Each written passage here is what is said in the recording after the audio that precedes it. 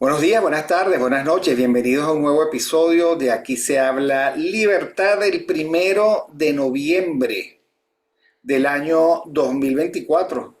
¿Es Día de los Santos o Día de los Difuntos? El 1 de noviembre. El 1 de noviembre es el día de todos los difuntos. El de los santos es De todos los difuntos. Y esta noche, noche de Halloween. En México es una celebración muy linda, ¿no? Muy bien organizada, muy cultural.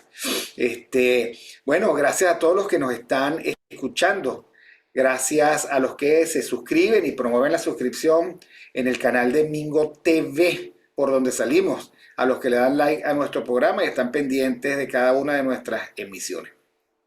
Como todos los viernes, estamos hoy con el profesor Daniel Laud, profesor de la Universidad Católica Andrés Bello, también en la Universidad Central de Venezuela, en la Universidad Metropolitana, y el que además desde hace mucho tiempo tiene pensamiento y acción desde el punto de vista de lo que es la universidad. Comentamos alguna vez, por ejemplo, que en la larga transición entre un rectorado y otro, y me refiero al de la UCB, él voluntariamente, digamos, sin ninguna otra aspiración, fue director encargado de la Escuela de Economía de la UCB, una de las grandes escuelas de economía. Y es el representante actual, uno de los representantes de los profesores ante el Consejo Universitario, aquel representante o aquella representación que corresponde a la Facultad de Ciencias Económicas y Sociales de la Universidad Católica. Entonces, lo primero que quisiera conversar hoy con el profesor Lau es precisamente su reflexión sobre la universidad, su experiencia como representante ante el Consejo Universitario y cómo está proponiendo de nuevo su nombre para seguir siendo el representante, bueno, cuál es su oferta, o sea, de acompañamiento de todos los profesores en esta instancia. y bueno, bueno, a mí me tocó ser uno de los sucesores de Antonio Cova, ¿no? Porque Antonio Cova tenía ese mismo cargo, ¿no? De representante profesoral de la Facultad de Ciencias Económicas y Sociales, ¿no? No soy el sustituto directo, ¿no? Pero heredé el cargo de él. ¿Eh? Bueno, no, yo normalmente siempre puse mi nombre para cubrir esa posición en escuela, en facultad, ahora en el Consejo Universitario, porque yo creo en los organismos de cogobierno, ¿no? Y me siento muy contento de hacerlo, ¿no? Es una de las cosas que me gusta hacer en la universidad. ¿Ok?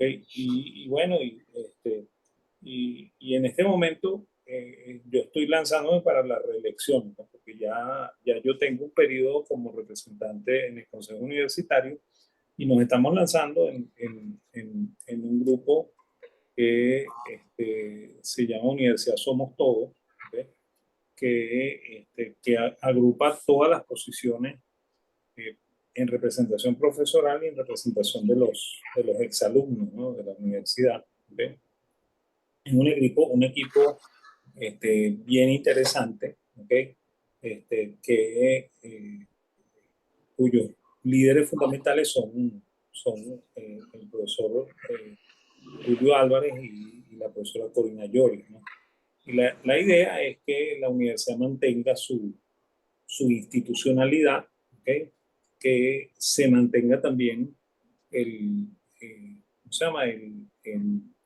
La presencia de las materias humanísticas dentro de la universidad. Esa es la idea, porque la universidad nuestra siempre se ha distinguido por eso, como en su momento lo dijo Arturo Sosa cuando vino de visita a Venezuela la última vez. Una universidad que no tiene humanidades no es una universidad, es un politécnico, ¿no? Y, y bueno, y efectivamente nosotros creemos en eso, creemos que la preparación humana es importante, ¿no? Y de hecho, fíjate que eso ha sido además un motivo de mi vida, ¿no? Porque yo estudié economía, que es una ciencia eh, muy práctica, ¿ok? En la cual se aplica mucho la matemática y cosas por el estilo, pero yo nunca abandoné el sentido humanístico y de hecho mi doctorado es en historia, ¿no? Mi investigación fundamentalmente está muy relacionada con la historia del pensamiento, con la historia económica, porque efectivamente yo creo que ese lado humanístico de todas las carreras es muy importante. Creo que la universidad no puede perder ese norte. ¿Okay? Y bueno, y ese es el motivo fundamental de lo que nos lleva a todos en ese grupo a los diferentes consejos. ¿No? ¿Okay? Eh, No, bueno, yo tuve la experiencia de ser también heredado de la época de Antonio Cova, miembro del Consejo de Escuela, de la Escuela de Ciencias, de Relaciones Industriales, ¿no? Y Sociología. Y la verdad es que efectivamente se ejerce el cogobierno, se toman muchas decisiones y sí, decisiones además que impactan la suerte de los estudiantes. No solo porque, por ejemplo, en los consejos de escuela se aprueban las tesis, los anteproyectos, por supuesto, los ingresos de profesores, sino que además se analiza y se vuelve a analizar y se vuelve a analizar el pensum para seguirlo ajustando y adaptando a las nuevas necesidades. Luego está el consejo de facultad y por supuesto luego está el consejo universitario. ¿Qué tipo de decisiones llegan al consejo universitario? bueno, fíjate, normalmente llegan las que comienzan por escuela. ¿No? Por ejemplo, en escuela se toma alguna decisión, esa decisión se pasa a facultad y después en última instancia se pasa al consejo universitario. ¿No? Por supuesto, el consejo universitario es el que termina ratificando si efectivamente la decisión que tomó la escuela se ajusta a lo que desea la universidad o no. ¿Okay? Y bueno, y por supuesto pasan casos estudiantiles, ¿okay? Casos de alumnos que tienen algún tipo de problema económico eh, o que se les pasó un lapso y quieren terminar la inscripción o terminar de pagar el semestre, cosas por el estilo. Eso pasa por allí. Pasan los ascensos de profesores, ¿okay? Que son álidos también en la universidad, porque obviamente tampoco es bueno tener una universidad con puros instructores, ¿no? Es bueno que los profesores entiendan que esto es una carrera, ¿okay? En la cual, aunque uno sea profesor de tiempo convencional, uno tiene que entregar sus trabajos de ascenso, ir ascendiendo, ¿okay? Porque es fundamental que la universidad tenga profesores que de verdad investiguen, ¿no? Y que sobre todo que investiguen en sus áreas, ¿no? Porque esa es una realidad que también yo vivo, ¿okay? O sea, yo hice todos mis trabajos de ascenso yo entré como instructor en la universidad hace ya 37 años, ¿okay? Y hice mis trabajos de ascenso, pues yo pasé a asistente, pasé a agregado, pasé a asociado y luego pasé a titular, ¿no? Igual hice mi especialidad, mi maestría, la segunda maestría y después hice el doctorado, ¿no? Entonces, bueno, eso es fundamental porque ese material de investigación que hace el profesor es, es, es parte de la experiencia y generalmente se convierte en tema de las clases, ¿no? El profesor normalmente participa de su investigación con los alumnos, ¿okay? Para que los alumnos entiendan determinados temas de la materia. ¿Okay? Y bueno, y por eso es que es buena idea que el profesor además este, de la materia relacionada a sus temas, a sus líneas de investigación. ¿Okay? Eso es terriblemente interesante, porque entonces así el alumno siente que el profesor no es solamente un experto en dos o tres libros que leyó y los escupe en clase, ¿no? ¿Okay? Sino que el profesor además ha investigado, ha sondeado y ha probado si esas teorías funcionan o no funcionan y él puede decir cosas muy interesantes, ¿no? Y los alumnos pueden recibir información que también es muy relevante, ¿no? Yo incluso lo sé por experiencia propia, porque yo afortunadamente tuve profesores muy buenos, que eran investigadores y que hacían esto, pues ellos iban contando lo que estaban haciendo en determinado momento de mi vida estoy haciendo un estudio sobre esto y me he encontrado con esta curiosidad y se lo dicen a los alumnos, ¿no? ¿Okay? Y incluso hasta yo tuve la suerte, ¿okay? Y eso también creo que tiene mucho que ver con mi vida como profesor, que yo en el bachillerato, uno de los hermanos de la Salle, que era un hermano de origen vasco, ¿okay? Que nos daba literatura, ¿okay? Ese hermano era doctor en literatura. ¿Okay? Imagínate un doctor dándole clase a muchachitos de 14, 15 años. ¿Okay? Y él me marcó terriblemente. El hermano Miguel Insausti, no, perdón, Miguel Arbizu, ¿okay? Me marcó terriblemente. ¿Okay? Y de hecho, mucho de mi forma de ser como profesor está inspirada en lo que este profesor me enseñó a mí. ¿Okay? Y, y a mí me parece que eso es interesante, pues. O sea, creo que eh, las universidades deben tener profesores así, ¿ok? Los alumnos deben sentirse contentos de tener profesores así, ¿ok? Porque eso redunda en una mejora del conocimiento que se imparte en las universidades. Es así. Es así, bueno, y le deseo, por supuesto, yo soy el primer fan que anda haciendo campaña por las redes sociales para que usted sea ratificado en esa representación del Consejo Universitario, que tiene doble vía. En primer lugar, deben llegar profesores de merecimiento. O sea, no puede ser, digamos, un lugar de asalto y de improvisación, porque hay que acompañar a la universidad precisamente en sus grandes decisiones, en las trascendentales y en las cotidianas. Es un punto de vista el que siempre hay que tener planteado y me parece muy bien, aunque no logro ver que haya el peligro de convertir la católica en un politécnico, pero me parece muy bien la posición de este grupo de profesores de preservar el humanismo en las universidades, todas ellas sometidas a presiones de compresión de las carreras que ahora son más cortas, sometidas a la presión, por supuesto, de las bajas, ya en este momento crónica de las matrículas, porque el país cambió. Efectivamente, si en algún lugar se nota que se fueron 8 millones de venezolanos, es en las universidades, ¿no? Y si en algún lugar notábamos, yo daba clase allí, di clase por muchísimos años, bueno, y yo la verdad que en las últimas partes, en la última etapa, llego yo al quinto año, 60 alumnos en relaciones industriales, ética profesional, ya es una carrera de salida del quinto año, y le digo, levanten la mano los que se quieren ir, 2/3 del salón, 2/3 del salón se estaban yendo.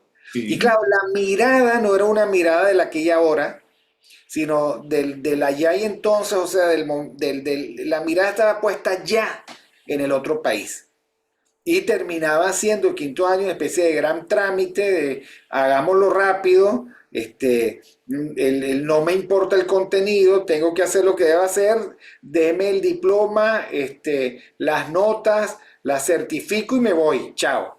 Y claro, eso es muy desalentador y cuidado, las universidades lograron sortear, creo yo, sostenerse a pesar de que hacia el interior existía esa amenaza. Es algo así, miren, y por supuesto que los que no son profesores a lo mejor nos oyen extraños, pero era un ataque a la permanencia de la universidad desde el interior, un ataque no intencional, pero era una amenaza muy importante. Y bueno, las universidades se han tenido que replantear, ¿no? Y que redefinir. Las públicas en muy mala situación y las privadas con un déficit crónico de alumnos que también les afecta. Afecta su capacidad de mantener una nómina de profesores y afecta hay carreras que ya me imagino que no tienen, o sea que es difícil abrir la oferta, hay materias que se tienen que cerrar y uno que ha sido profesor toda la vida, en mi caso de tiempo convencional, uno sufre también la circunstancia de que nada nada está seguro. O sea, desde el punto de vista del ingreso, pueden abrirte la materia o no. No es culpa de nadie. Claro, claro, y bueno, y hay un problemita adicional que nosotros no nombramos en esta conversación, ¿no? Que es la mala preparación con la que vienen algunos alumnos del bachillerato. Claro, El- este, eh, yo que tengo 37 años en esta líder, yo sé que los alumnos que me llegaban a mí hace 10 15 años no son los mismos alumnos que llegan hoy, pues. O sea, claro. son alumnos que están, en algunos casos están, como dices tú, pues buscando algo así como que dame mi cartón que me quiero ir, ¿no? ¿Ok? Claro. Ese, y así tampoco el alumno tiene ningún interés en aprender. ¿Ok? No, ni se compromete. Y por No, supuesto, vamos a estar claros, se hicieron de tripas corazón, pero los 2 años de la pandemia cortaron el proceso de formación de todos nuestros muchachos. Los bueno, cortaron. lo cortaron y lo permitieron, ¿no? Porque muchos no lo aprovecharon en lo más mínimo, pues, y no aprendieron, ¿ok? Nada de lo que se pudo haber enseñado en ese periodo. Así ¿Ok? es. Era Entonces, una circunstancia muy terrible porque el país no estaba preparado, las universidades no estaban preparadas, los colegios menos. O sea, de un día para otro se tuvo que improvisar. Yo, por ejemplo, di 2 años clase en medio de la pandemia en la Universidad Monte Ávila. Y bueno, yo daba mi clase, por supuesto la clase quedaba grabada, la daba en tiempo real con los alumnos, en horario, y uno notaba cómo entraba el muchacho, salía el muchacho, entraba, salía, salía, entraba. Bueno, porque es que los muchachos atendían las clases desde su celular, con la data del celular, a veces en zonas donde el celular no había y se iba la luz. O sea, se trató de hacer lo mejor posible en circunstancias muy, muy, muy contrarias, muy adversas. Y el de nuevo, está la falta de preparación con la que llegaron, que al final ya para la época en que yo estaba en el Consejo de Escuela, nosotros lo planteábamos y por eso la universidad planteó el propedéutico, que me parece maravilloso. Tengo un hijo que acaba de ingresar en la Católica, lo sabe el profesor, que hizo todo el propedéutico de la Universidad Católica. Bueno, esa es una iniciativa que responde a la necesidad de nivelar cuanto antes a los muchachos. claro, Y mal que bien lo logran. Y lo logran muy bien. A mí me llama la atención porque en este caso que la universidad tiene esa herramienta muy bien montada, me llama la atención que muchos muchachos no tienen esa información y se van a propedéuticos de instituciones privadas que supuestamente preparan para la universidad, pero no es lo mismo, no es lo claro, mismo. Yo no le hago de mérito a nada, pero es que prepararse para la universidad es internalizar el espíritu de la universidad. Es, digamos, que conocerla, sentirse cómodo. Y bueno, la verdad es que yo le doy gracias a Dios por la oportunidad de haber podido darle a mi hijo esa experiencia del propedéutico. Y por supuesto agradecerle al que me dio la idea, la recomendación y me aclaró el panorama, que es el vicerrector Néstor Luengo, que me aclaró todo. Yo lo llamo desesperado de Guadalajara. Mira, mi hijo ya está terminando el bachillerato, necesito, digamos, darle sentido a su próximo salto. Y él me dio toda la información y la verdad es que hay que entender que la universidad hace lo posible por generar oportunidades y porque el aterrizaje en la universidad sea lo menos aparatoso, pues, que sea natural, que sea y natural. bueno, esa iniciativa surge precisamente por lo que estaba comentando, pues porque la preparación en bachillerato es horrible, ¿no? Entonces, claro, Horrible. y ojo, no estamos diciendo solamente en las escuelas del gobierno, ¿no? ¿Ok? También en el sector privado, ¿ok? Los alumnos no salen con la misma preparación que se veían antes, porque sus profesores tampoco tienen la misma preparación que tenían los profesores que nos dieron clase a nosotros, pues. Sí, ¿Ok? bueno, es el Entonces, nuevo país, pues, país que tenemos. los Ahora, este país, profesor, es un país el que en este momento está debatiendo sus resultados económicos. A mí me parece exquisito, ¿no? Exquisito que en un país como el nuestro haya esa discusión, ¿no? En este momento nosotros observamos eh, que se han agudizado las disfuncionalidades económicas. Se notan, por ejemplo, en el comportamiento de los tipos de cambios que no lo descubrieron ayer, que no está operando desde hace 3 días, con el cual hemos tenido que lidiar todos por muchos años. La dualidad de la moneda tampoco la descubrimos ayer. Yo, por mi parte, digo también que el sistema financiero nuestro, bueno, tratando de guapear, pero todavía con respiración asistida, porque si tú no tienes economía real, pues la economía financiera es una ficción. O sea, le están dando tarjetas de crédito a los bancos, sí, pero ¿sobre qué criterio? ¿Sobre cuál empleo? ¿Sobre cuál demostración de ingresos? O sea, ¿cómo es la cosa? No, pero las tarjetas de crédito son mínimas. ¿Ok? Por eso. O sea, que no, pero en cualquier sociedad, profesor, es de uso común. O sea, la gente tiene su tarjeta de crédito. Yo lo sé, es más, ese es un instrumento popular en todos los países, ¿no? Y la Así mayor es. parte de las personas Bueno, lo ahí tienen. está Cachea, que lo que digan A, lo que digan B, que cada quien tiene su opinión, pero Cachea, como no hay tarjeta de crédito, Cachea ya tiene, ya es un verbo, voy a cachear este producto. Tiene un nicho de mercado, ¿no? Porque, Sí. porque no existe el crédito bancario, ¿no? Y bueno, pero lo que pasa es que las tarjetas lo que dan es un límite mínimo, ¿no? O sea, algunas personas le dan $100, ¿ok? Sí. ¿Ok?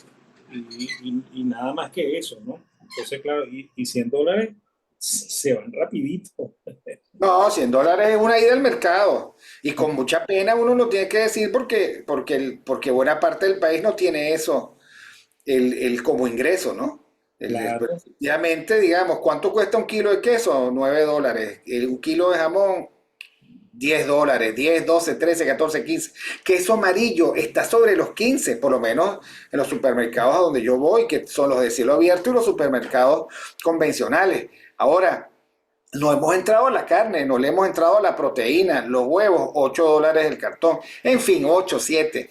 En todo caso, digamos que la gran pregunta es que mientras tanto, con Industria dice que hubo un crecimiento económico que ellos, wow, uno oye al presidente con Industria y uno dice, qué país tan maravilloso vive él, lleno de industrias y de manufacturas con crecimiento radical. Bueno, ¿cuál es su posición al respecto? Porque parece que escribió un artículo muy famoso en Noticiero Digital, en Finanzas Digitales, perdón.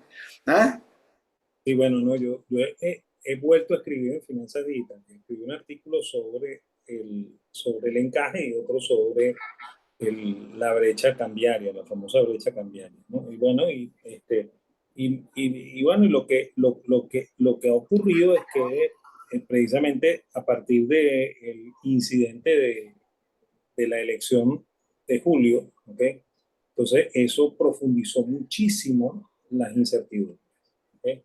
Y bueno, y claro, muchas personas empezaron a tratar de refugiarse comprando dólares, ¿ok? Y eso es lo que aumentó la presión de demanda sobre el tipo de cambio, ¿ok?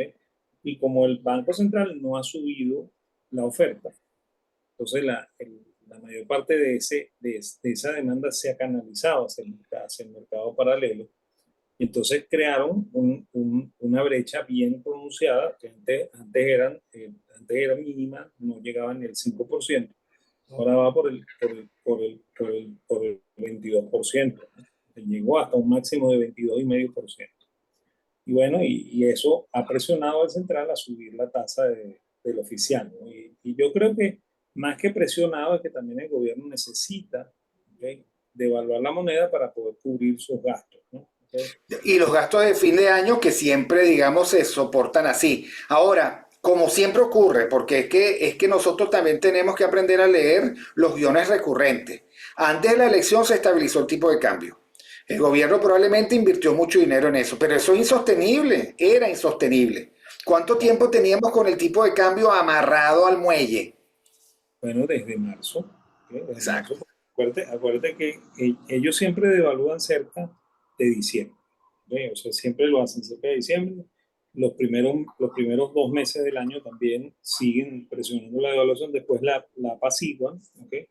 Y bueno, y este año, 2024, como era un año de elecciones, ellos trataron de mantener el tipo de cambio muy estable, obviamente para bajar ¿cómo se llama?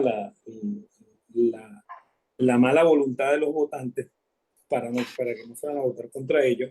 Y bueno, y creo que no pudieron ni con la una ni con la otra, ¿no? ¿Okay?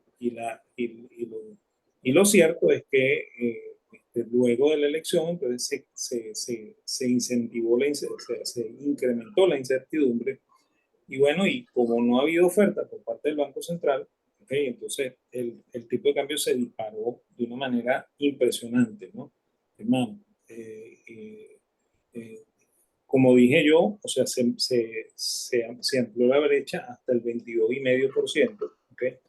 Lo cual era excesivo, ¿no? Entonces, claro, el Banco Central empezó a elevar el tipo de cambio oficial, ¿okay? De manera progresivo, ¿okay? Ya va por niveles del 43%, ¿okay? De 43 bolívares por dólar, ¿okay? Por lo cual has tratado de bajar ese diferencial entre cambio oficial y cambio paralelo, pero eso es un problema que nosotros venimos discutiendo también desde hace tiempo, ¿no? Porque tú te acuerdas que cuando estábamos en la pandemia, el gobierno aligeró el proceso de control de cambio y todo el mundo decía por ahí en la calle que el gobierno había quitado el control de cambio, que ya el gobierno permitía que la gente comprara dólares en los bancos, ¿no? Y eso no es totalmente cierto. Nosotros estamos metidos en un sistema de control de cambio muy parecido al control de cambio de la época de Luis Herrera y Lucinchi, ¿no? Que es lo que llamaban Solo recado. que no pasa por la banca, porque la banca, de nuevo, no tiene, a ver, no todo pasa por la banca. Yo No, entiendo que hay empresarios que se paran tempranito y que la banca les permite, tienen bolívares, les permite cambiarse en dólares, eso es una lotería, pero eso no llega a los particulares o llega con muchísima dificultad. Usted mismo me ha contado su experiencia, ¿no? A veces es más fácil, a veces es más difícil. Pero sí. ahora tenemos una configuración económica diferente, que no es necesariamente formal en su totalidad y que anda por allí realenga.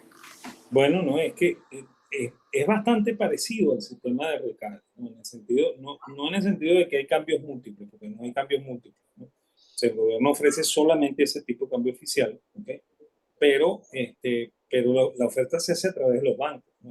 Si tú te acuerdas cuando Recadi, tú llegabas a los bancos y decías, mira, yo quiero comprar dólares, ¿no? Entonces te pedían, y tu planilla de Recadi, no, no, no, no, no, son dólares paralelos, porque el banco hacía dólar paralelo, ¿ok? Claro, si el banco no iba a sacar los dólares debajo del escritorio y dártelo, ¿no? El banco, la única manera en la que tenía de darte dólares era que el central le ofreciera dólares al banco. ¿Okay? Entonces, por esa razón, a veces uno llegaba y el banco decía, no, pero en este momento no hay, tendría que esperar que el central nos ofrezca y yo lo llamo. Pues, ¿okay? Es igualito que ahorita, igualito. Lo que pasa es que, claro, ahorita se hace a través de las páginas web y cosas de esas. ¿Okay? Y, y bueno, y cuando no había la oferta suficiente en la banca, la gente recurría al mercado negro, ¿okay? Y ese mercado negro era ese bendito mercado paralelo que crea la brecha, ¿no? Y eso es lo que yo te digo, venimos comentando desde hace rato, ¿no? Cuando hay un sistema de control de cambio, siempre hay un mercado negro o un mercado gris, ¿okay? Que está siempre por encima del dólar oficial. ¿Okay?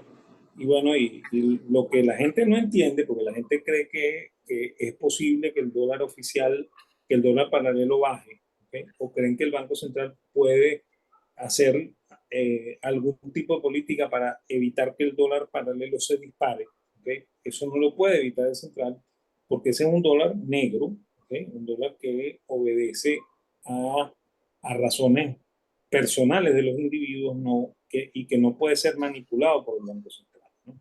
Entonces, claro, la única manera de que ese dólar desaparezca, ¿ok? Es eliminar el control de carga. ¿Okay? O sea, no hay otra manera. Pues. O sea, si usted quiere eliminar la brecha cambiaria, la única forma es quitando el control de cambio. Y claro, ahí empiezan a salir un montón de comentarios, ¿no? O sea, si la gente cree que es imposible quitar el control de cambio, ¿okay? Y ese también es un mito, ¿okay? Claro, es un mito, porque parte el mito parte de que el único que puede tener dólares es el Banco Central y que cualquier demanda en dólares empobrece al Estado. Pero cuando uno se sale de ese mito, pues ese es un bien que se transa y ya, ¿no? Claro, es una mercancía, ¿no? ¿Okay? Y de hecho, ¿cómo se llama? Es el mismo ambiente que se generó cuando el gobierno suavizó las medidas del control, que es lo que venimos diciendo, y se permitió que se hicieran operaciones en dólares, ¿no? O sea, una de las cosas que el gobierno dijo, bueno, y la gente que quiera pagar en divisa puede pagar en divisas, ¿no? ¿Okay? Y bueno, inmediatamente al decir esa frase, se abrió una puerta, ¿okay? Así como la caja de Pandora, ¿okay? Después empezaron a salir cosas extrañas que el gobierno jamás se imaginó que podían salir, ¿no? Y de hecho, hoy, ¿okay? Hay estimaciones que te dicen a ti que más o menos lo que circula en la calle en billetes de dólar es el equivalente de 6 veces la liquidez monetaria venezolana. ¿Sí? Porque claro, las personas comunes y corrientes, ¿okay? Tienen dólares en los bolsillos, ¿okay? Y no están dispuestos a meterlos dentro del banco, ¿okay? Porque tienen miedo, ¿okay? O sea, y tienen razón, ¿no? O sea, ¿Tal?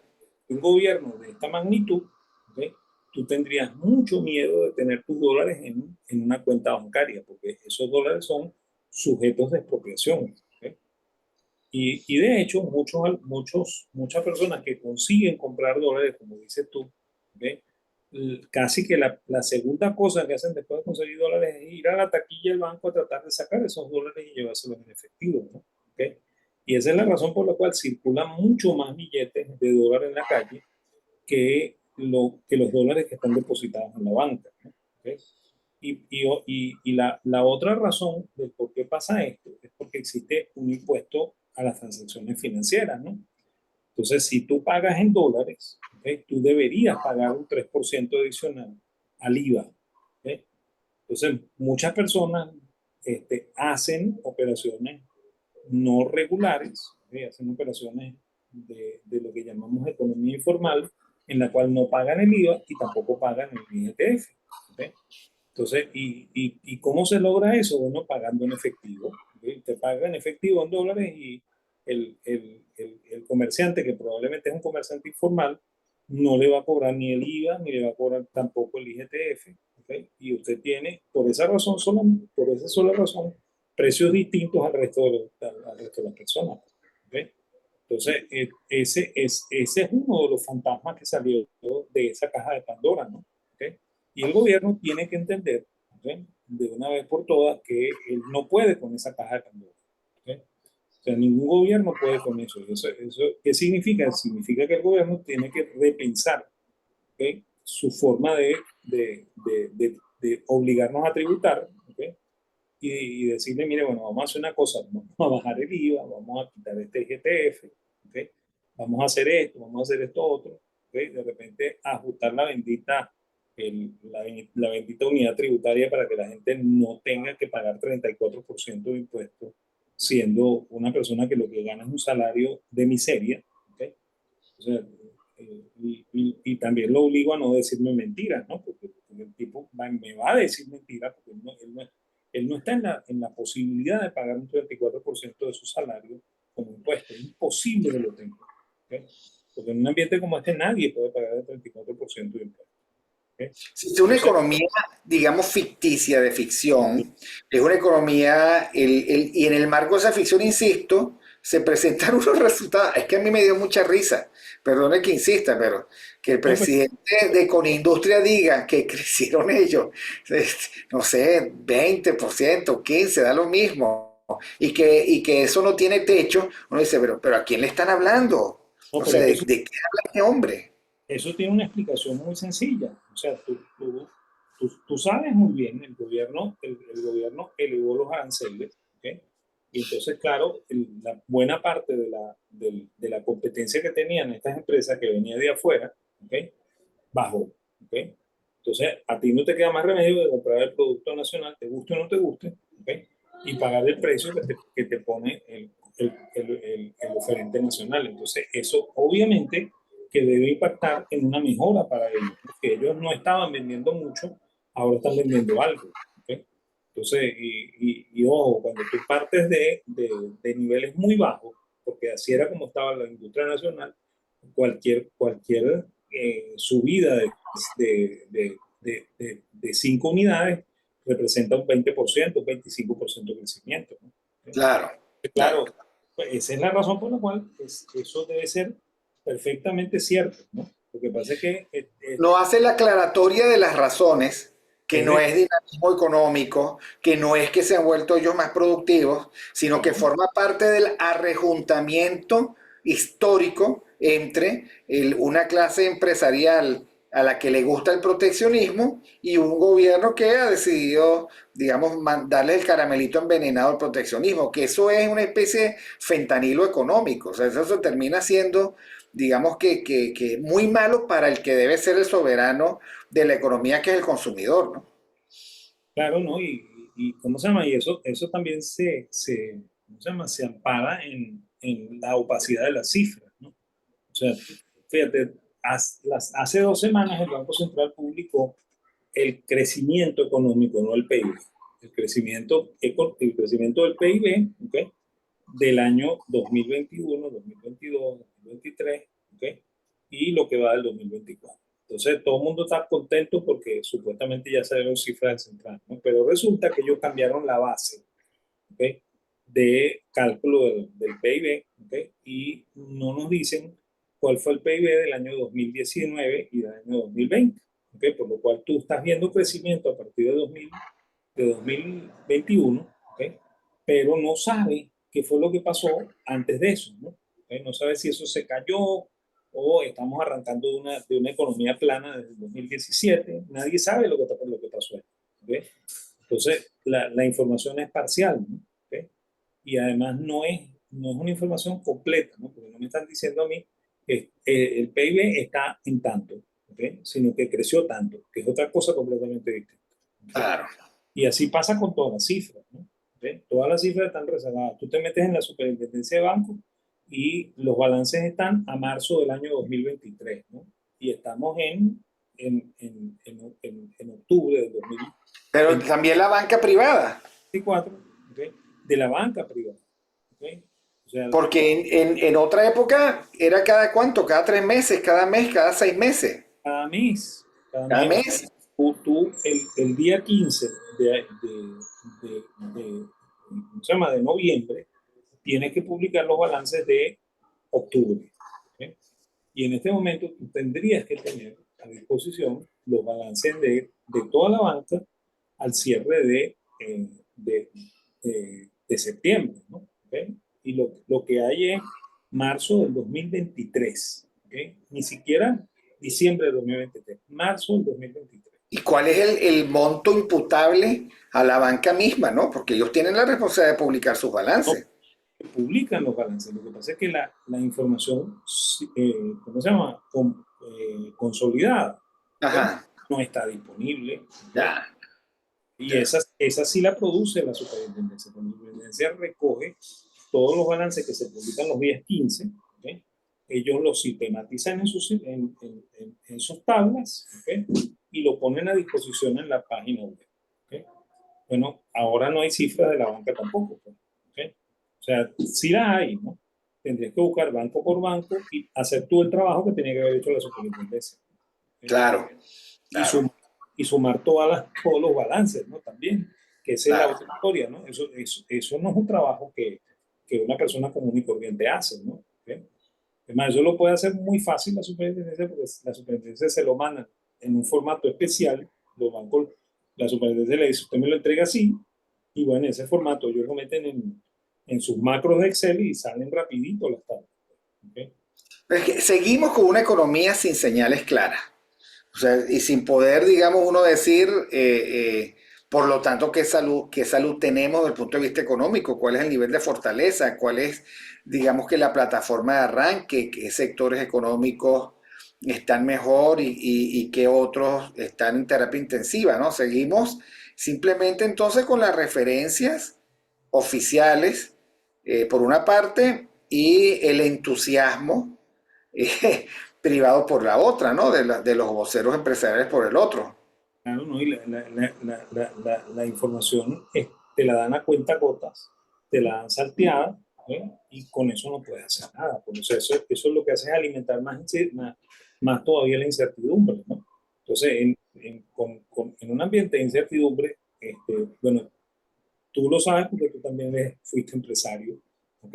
Ningún empresario se mete, pues. ¿Okay? No, O sea, claro. yo necesito ciertas claridades en mi panorama para poder meter mis reales, ¿no? ¿Okay? Y cuando la cosa no es clara, ¿okay? Tú le estás diciendo al empresario, mire, mejor es que no se meta, pues. ¿Okay?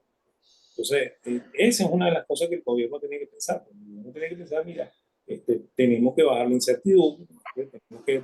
Tenemos que o sea, de verdad la economía no necesita que el gobierno la regule. ¿Okay? La economía lo que necesita es que el gobierno la sostenga, ¿okay? Con una defensa abierta de la propiedad privada, ¿okay? Con una defensa abierta de la libertad de comercio, ¿okay? Que la gente que quiera entrar a hacer un negocio pueda hacerlo, ¿okay? No que llega a la oficina de registro y a la oficina de registro, no, este papel no me sirve, tráigame No, no, papel no, no, es trágico, a es firmar trágico. O sea, no, papel. no, no hay forma. O sea, no hay forma de despertar o de resucitar la empresarialidad, porque usted acaba de recordar el vía crucis que significa legalizar una empresa. Cuando Sí, se hacían, cuando era relevante, cuando formaba parte de mis temas, la revisión de los rankings mundiales de facilitar negocios, que uno era del Banco Mundial, ahorita no recuerdo el nombre del ranking. Bueno, Venezuela siempre ha sido especialmente tortuosa. Y eso lo heredamos de la República Civil, que no eran precisamente las que facilitaban, pero se volvió una experiencia pornográfica casi el tema de hacerlo en este momento. O sea, los pasos son infinitos, la arbitrariedad es recurrente, los costos son altísimos, no hay forma, no hay ¿no? forma. Y los costos relacionados, ¿no? Porque cuando tú te formalizas ya ya entras dentro ¿cómo se llama? De los organismos de tributación, ¿no? Entonces estás obligado a pagar IVA, a declarar IVA, a pagar impuestos, a declarar impuestos. ¿Y qué Con será de la vida de ese nuevo impuesto sobre la nómina, que era del 9%, para, para fondear mejor las prestaciones sociales? Bueno, supuestamente, ¿ok? Está en funcionamiento, ¿no? ¿Ok? Lo que pasa es que no hay cifras de eso tampoco, ¿sabes? O sea, que no se sabe si se está recaudando o no. ¿Ok? Bueno, y lo que sí se sabe es que no ha cambiado para nada el ingreso de los jubilados, ¿no? No, eso lo sabemos tú y yo, ¿ok? Por eso, Igualito, ¿ok? por eso. Pero lo que sí es que ¿cómo se llama? Hay muchos costos relacionados a formalizar el negocio, ¿no? Por eso es que la gente huye de la formalización, pues. Por eso es que lo que tú consigues es economía informal y más economía informal, pues, ¿ok? Así es. Hasta los formalizados están tratando de informalizarse para poder librarse Es de la... una reacción natural ante la... Yo creo que el régimen tiene que repensar su estrategia económica por su propio bien, por cierto, ¿no? Yo me imagino que psicológicamente no están preparados porque ellos tienen un punto a resolver que vienen arrastrando desde finales de julio. Y eso digamos que ha sido una especie de tsunami que ha invadido todas las otras áreas de la economía, ¿no? Este, bueno, tendremos que seguir esperando, ¿no? En todo caso, la economía venezolana cierra con la euforia del presidente con industria, que ya sabemos que en parte es la ratificación y el pacto del proteccionismo, ¿no? Una cosa insólita, ciérrame todas las fronteras para yo poder sobrevivir. Pero lo que pasa es que entonces el queso malo, por poner un ejemplo, el queso malo entonces es más caro que divertido. Y así no vamos para ningún lado, ¿saben? Para ningún lado. El que paga la cuenta al final es el consumidor. Así es. Fíjate, el- lo que comentaste del Banco Mundial, eso se llamaba el ranking de Doing Business, ¿ok? Exacto, doing business, exactamente. De hacer negocio, ese era el nombre que tenía esa, Sí, y creo que todavía están, ¿sabes? Pero sí, lo que probablemente ocurre es que de Venezuela ya no tengan datos. sí, pero Venezuela siempre estuvo casi de último en esas listas, Sí, sí, sí. Pero porque insisto, eso es una especie de tumor perfectamente diagnosticado de toda la vida, que ha hecho que la empresaria venezolana siempre, una vez a mí me tocó hacer el cálculo de, bueno, ¿cuántas empresas hay en Bolivia, en Argentina, así, en toda América Latina? Y caí en cuenta, porque nosotros siempre nos hemos mirado la tapa de la barriga, que nosotros teníamos menor número de empresas que Bolivia, que Uruguay, que tiene 4 millones de personas. Porque es que aquí es muy difícil hacer empresa. Y por supuesto, lo que tenemos es el terreno infestado del capitalismo de Estado. Así no hay forma. Aquí hay que generar muchas empresas, porque si no hay empresa, no hay empleo. Y si no hay empleo, no hay forma de que circule. O sea, ¿para qué va a haber bancos? O sea, a mí me da risa, porque por otra parte, si el promedio de ingreso es tan bajo, o sea, no, no, es que esta economía está como el apagón de Cuba, pues, apagada, oscura. sí, Definitivamente. Bueno, profesor, estaré muy pendiente del arduo y traginoso camino electoral que lo va a volver a ratificar como representante de los profesores de la Facultad de Ciencias Económicas y Sociales, ante el Consejo Universitario para acompañar usted al padre Peroso y a las demás autoridades rectorales en eso de llevar con buen rumbo la Universidad Católica. Desde aquí exhorto a todos los profesores y alumnos que exhorten a los profesores de la escuela, de la Facultad de Ciencias Económicas y Sociales, a que ratifiquen el mandato del profesor Laud. En mejores manos no puede estar ese cargo. Además, un cargo honorable. Ahí estuvo Antonio Cova hasta que quiso, ¿no? Este, sí, sí, bueno, y Antonio es de grata recordación para ti, para mí. Así es. Bueno, saludo a todos. Muchas gracias, profesor, por la oportunidad de esta conversación. Seguiremos dándole vueltas a la historia a partir de la próxima semana, pero creo que era interesante hacer una parada en la reflexión sobre la economía venezolana. No debemos olvidar que la economía es importante, ¿no? A pesar de que para los venezolanos signifique tampoco desde el punto de vista de impacto positivo, ¿no? Claro. Eh, son esas otredades con las que nosotros vivimos que nos cargan un peso encima que a veces es muy difícil de soportar. Gracias a todos, por cierto, gracias a Catherine Manzana por la producción ejecutiva de este programa. Gracias a Mingo y a Erika Mendoza por dejarnos arrimar al Mingo TV y gracias a todos ustedes por suscribirse al programa, darle like, tocar la campanita, difundir el programa y comentarlo. Siempre agradecemos los comentarios. Gracias a todos. Saludos, profesor. Bueno, hasta luego, pues.